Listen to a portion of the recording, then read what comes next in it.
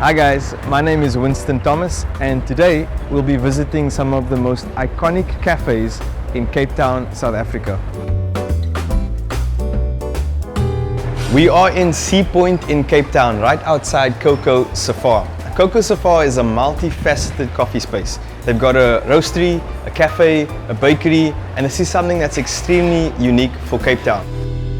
So, Coco Safar, tell me more about the brand, tell me more about the concept. I lived in Europe and I was passionate about the whole cafe experience, and I always thought that what was missing is why shouldn't you have a Michelin quality breakfast and specialty coffee in the same place? The focus was to create a brand experience that for somebody who doesn't want to compromise on anything can have it in one environment. So what about the Cape Town scene would you say the Cape Town coffee scene specifically excites you? It's one of the few cities in the world where you have so many per capita coffee brands with coffee roasting. There is such an entrepreneurial spirit where everybody, if they can get a little corner, get an espresso machine up and going. Well, awesome. Well, that being said, thank you so much for your time, Will. Thank you so much for the coffee, and thank you for your work and the contribution you've made to coffee in Cape Town. It's always a pleasure to have you here.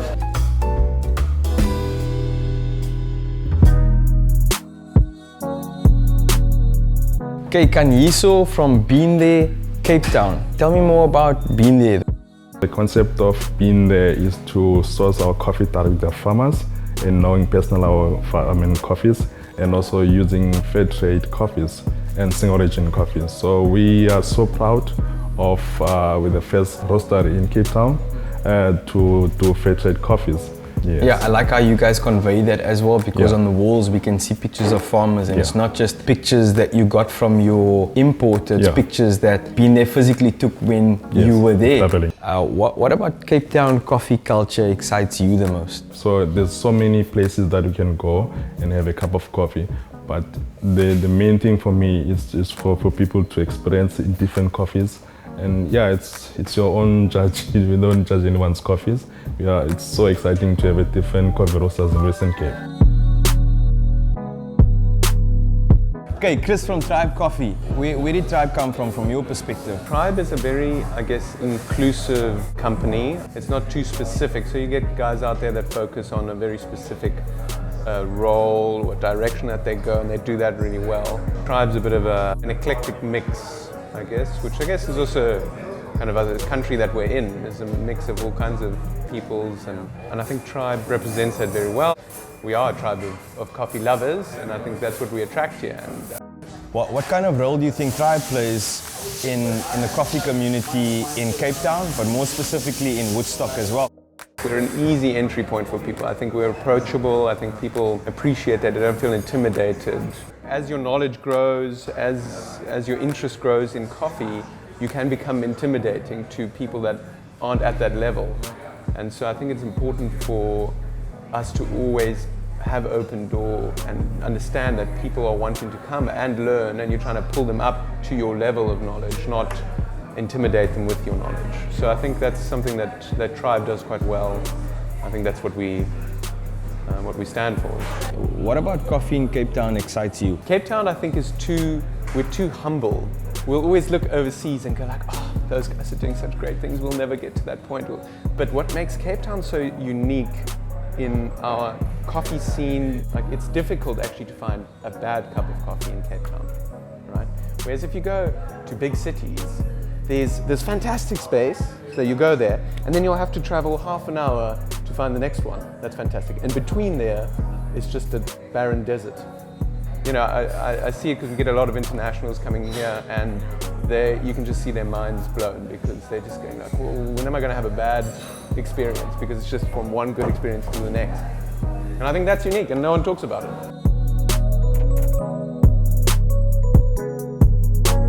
John Paul Bolus, Pauline's. How did the cafe come about? How did the concept come about, and the name? And Pauline's is my grandmother. I guess we wanted a warm, inviting space, and grandmothers generally bring that. From when you're a young age, you can walk in there and there's the smell of baked goods and coffee, and you're looked after.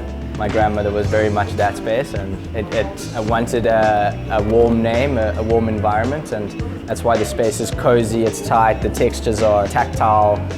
this small space offers the ability to have transparency and more engagement with the people behind the bar.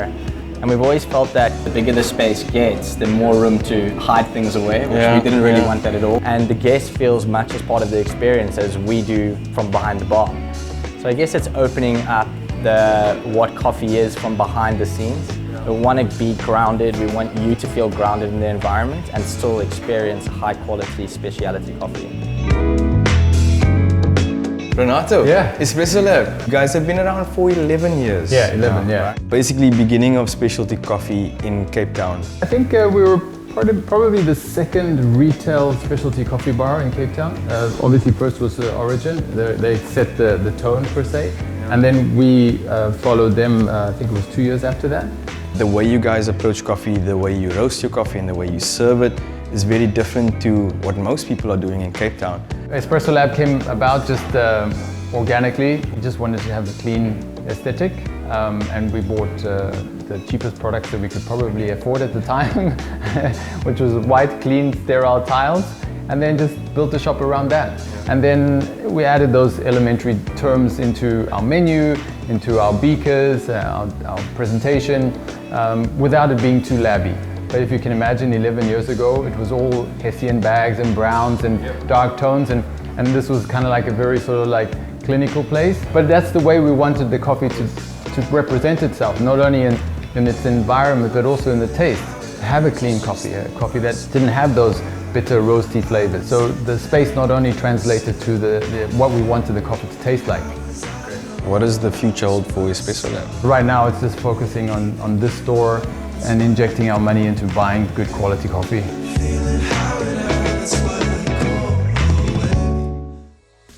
David, we are at Truth Coffee, one of the pioneers in coffee. Tell us about Truth and the concept, how it came about and how it got to what it is today. So, set out to build a world-class coffee roastery. We wanted to make a ripple in the pond of coffee, and that was the goal that we had from the beginning.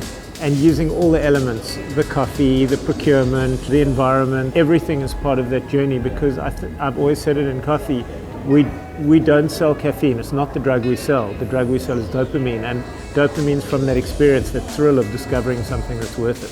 Where do you see Truth fitting into the Cape Town coffee culture? I'd like to believe we play a role as one of the thought leaders in coffee. You walk into places and you can see when it's the real deal and when it's not. And there's a lot of people who claim speciality when they're not speciality. A lot of people get upset and we need rules and no, do what you say what you do, and that's enough. And I think maybe if we do make a difference, it's about showing that you can do that. So we're at Rosetta Roastery at the Yard at the Silo District in Cape Town. Robert, one half of Rosetta Roastery. Well, Winnie, good to see you firstly. Nice to see you too, Rob. It's been too long. The vision that you had when you started Rosetta, what was that vision and how has that progressed in this last 10 years? When we started, it felt like people's awareness of specialty coffee was really in its infancy here. Coffee became a passion. I was like, well, we're going to do something and make it work and figure it out as we go along.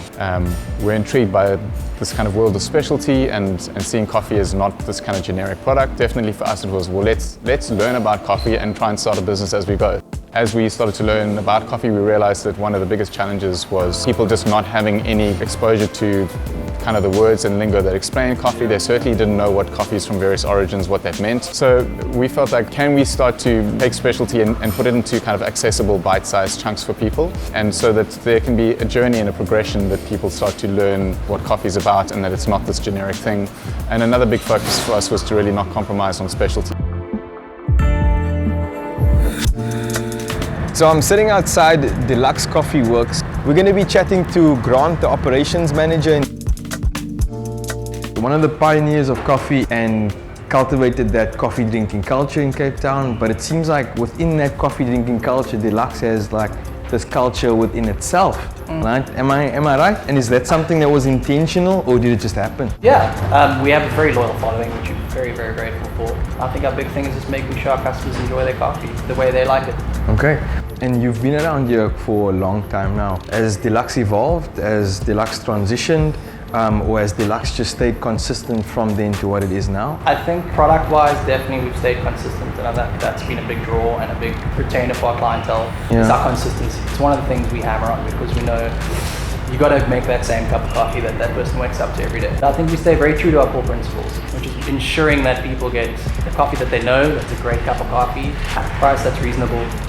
What about Cape Town coffee excites you? What excites me is there's still a lot of room to grow. There's still a lot of chance to get more good coffee into people's hands and have them enjoy a good cup of coffee every day. We're still replacing what people are used to with a better product. Yeah. I believe personally there's still a lot of room to grow.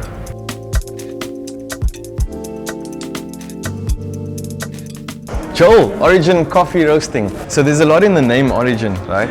I stand corrected, but the first specialty cafe in South Africa? There was no one really doing what we were doing. High-end specialty coffee roasted in front of the public, putting people in touch with the whole roasting process, making a big deal about training baristas. Cape Town had the ability to be world-class in everything, and it made absolutely no sense. We do world-class wines, we're some of the best chefs in the world, we have a great food culture, and then we serve people dishwater first thing in the morning or at the end of their meal. I was like, how is this possible? So the whole thing was to convince people that coffee didn't come from Italy, that great baristas could be trained and could exist here, that people could roast coffee here that was as good as any coffee in the world. That's what we wanted to do. So we had to change everything. We had to change people's minds. We had to create a profession called the baristas and figure out how to do that. We had to then roast it. We had to build a cafe so people could taste that coffee and have those experiences. You know, like people were still going, what's a barista? They thought I was talking about lawyers. You know, we never really wanted to be in the cafe business, but we did that because we wanted more and more people to experience great coffee and to start almost like agitating. Like, why do I have great coffee in Origin and then I go somewhere else and the coffee's not at the same standard? I think there's still a road to be traveled, but if you look at where we are overall, I think we're world class. I think broadly our coffee culture is extraordinary now. I mean, that's my sense. We find ourselves at the Art of Duplicity in Cape Town. It's a secret location. But today we have Roshi who's going to be making us a couple of coffee-related cocktails. What can I get you? Roshi, can I please have a coffee house milk punch? Oh, great I believe choice. that's a good order, right? Yes, that's actually our signature. Okay. The recipe is your white rum, coconut rum. You get your pineapple husk, Okay. single origin coffee beans from India, Oh, wow. lime and milk. And the body on that, it's Silky. so silky, so syrupy. Okay, Roshi, the first drink was amazing. But the second one, I want you to recommend something for me. For the second one, you can go with Café Cartel. So there is rum, there is port, there is Nice and sweet. creme de menthe, yeah. And you've got coffee, you've got sugar syrup, and that's it. Wow, that's amazing. Thank you very much, Roshi. So it's time for me to just make some coffee and chill out after visiting so many iconic Cape Townian cafes. I'm going to be making something very simple. It's one of Espresso Lab's pre-packaged pour-over coffees. It's a washed Kenya in Darawini from the Karatina district. Thanks Renato and thanks Espresso Lab.